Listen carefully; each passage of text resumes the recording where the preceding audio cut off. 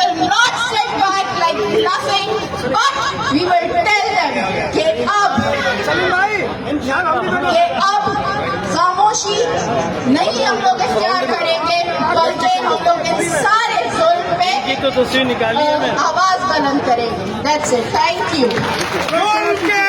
हाजी अशरफ कासकली साहब पंडाल में पहुंच चुका है। चेयरमैन अलायंस हाजी अशरफ कासकली साहब पंडाल में पहुंच चुका है। रस्तो क्लियर करो, हाजी साहब पहुंच चुका है। वेलकम करूंगा जी फूट में हाजी अशरफ कासकली साहब के अच्छा हैदराबाद जिले का मुलाजिम मल्लिकार्जुन का हम दिल से वेलकम करते हैं। हाजी अशरफ कासकली साहब वेलकम।